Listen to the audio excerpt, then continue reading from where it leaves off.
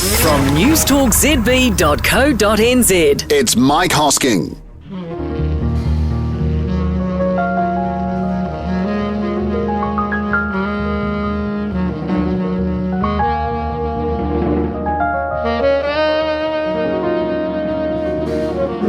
Minutes past 8. Well, if your parents influence your choice of music, then Nathan Haines is a pretty good example of that. His dad was big on the jazz, very accomplished bassist. So little Nathan got a sax and a flute, and he got stuck into it, and he's become one of the most successful jazz names in this country.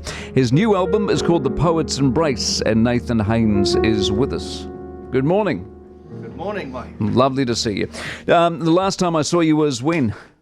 Well, at your lovely wedding. Yes, it was. It was a lovely day, wasn't it? It was an amazing day. It was a fantastic Very day. intimate, and thank you for having us along. No, thank you for coming. It was absolutely brilliant. I thoroughly enjoyed it. Is the parental thing right? Were you ever going to go into anything else musically, given, your dad and everything? Well, funnily enough, I actually went to journalism school, and I worked for 2 years at Sunday News as a cub reporter. Well, thank God you got out of that nonsense.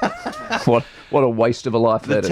The tabloid life wasn't for me. No, it was not. But I left New Zealand in 1991 at 19, and then I write a little bit on the side, but I'm not a professional journalist anymore. But was it jazz, or always jazz, or It was always jazz. Obviously, Dad being a jazz bass player. We grew up with a lot of music in the house, although we did have some great Stevie Wonder records and Sly and the Family Stone and that sort of thing. So when did you get it? Was it flute and saxophone right from the start, or? Obviously, saxophone's a bit big when you're 4 years old, which is when I started.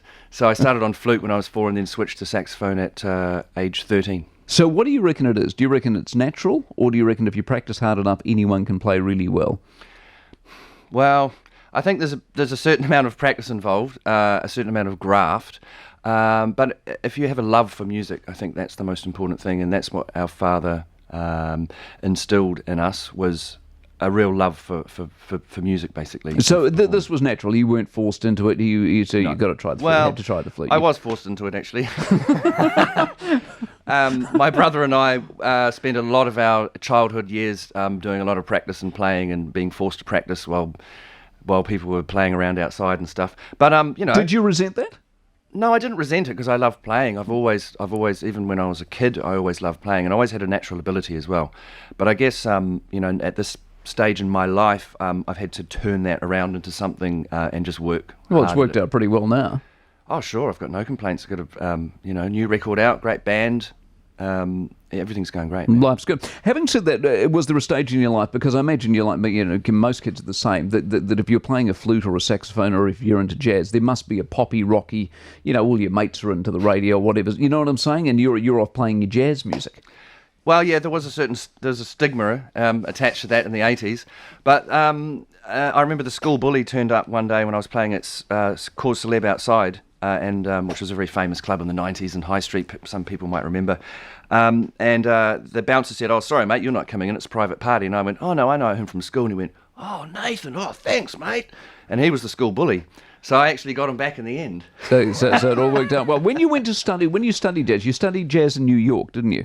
I did. I studied with a couple of people in New York, but really, to be honest, I learnt on the bandstand at the London Bar, and same as Kevin Field here on piano. We both learnt playing at the London Bar with my father and Tony Hopkins. So we learnt on the bandstand, I guess you could say. That was my question. When you study jazz, how much of it actually translates into something you end up playing or doing? Or, do you actually learn anything studying it, or do you actually, do your best work when you do it?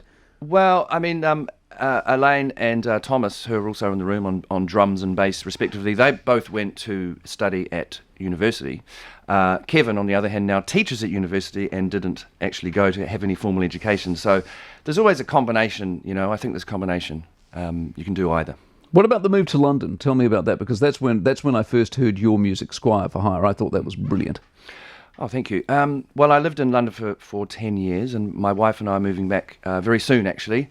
Just for work, I guess you could say, but we'll always be back here in the summer, And so what's in London that's not here? Apart from 12 million people. I was going to say.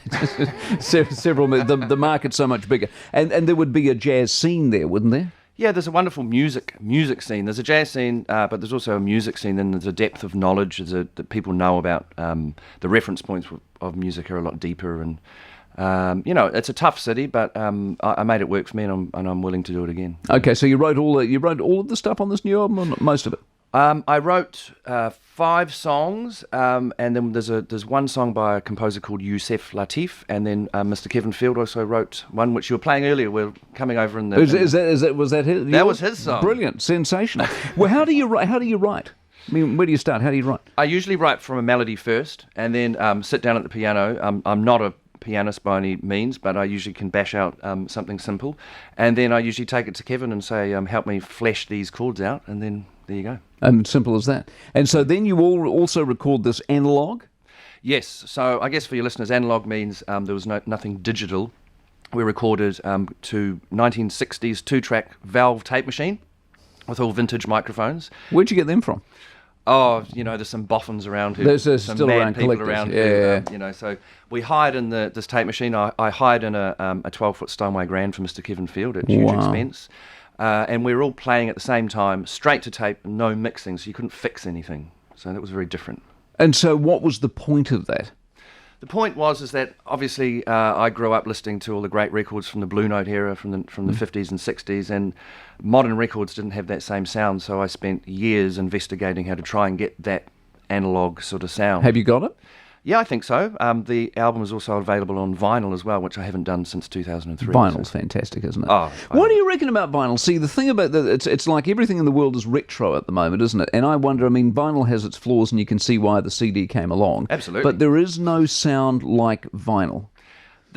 I agree, but I think it's also that tactile thing of picking something up in your hand and it's large, and then putting the record on, and the clunk when it goes down onto the needle hits, and I love the whole format, and I always have, and I think it against all odds it's survived, and it's stronger than it's ever been actually. Good. So on the album I can hear that it's analog, that it's gone through. No question. Well, you couldn't fake that. You can't fake a 1960s tape machine and vintage microphones, and you just can't. Brilliant. What are you going to play for us, by the way? We're going to play the first track off the album, which is called Realization.